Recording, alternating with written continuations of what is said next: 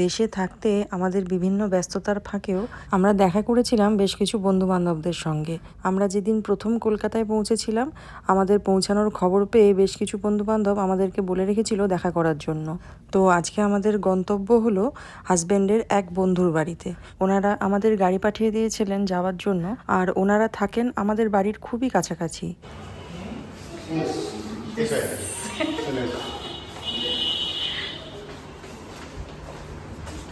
একদম camera ready.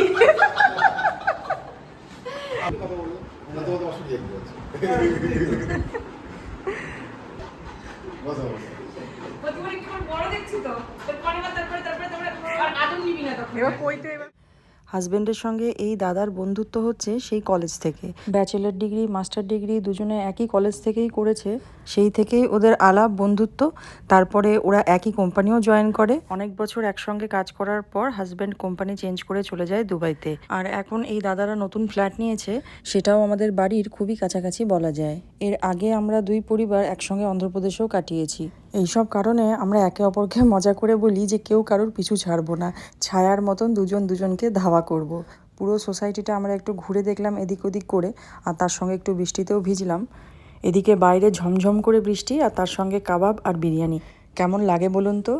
অবশ্য আমাদের রাত্রে থাকার জন্য খুবই জোর করছিল যে বাইরে বৃষ্টি হচ্ছে, আজকে আর ফিরতে হবে না, কালকে সকালে যেও, আজকে রাত্রিটা আমরা সবাই মিলে গল্প করে কাটাবো। কিন্তু যাই হোক, সে আর হলো না, পরে কখনো দেখা যাবে। সত্যি কথা বলতে, দেশে এসে পরিচিত মুখগুলো যখন আবার আগের মতন দেখতে পাই, তখন এত আনন্দ লাগে, এত ভালো লাগে, বলে বোঝাতে পারবো না। যাই হোক, আজকে সন্ধ্যেটা খুবই ভালো কাটলো, সবাই মিলে ভীষণ আনন্দ করলাম। এখন এবার আমাদের বাড়ি যাওয়ার পালা।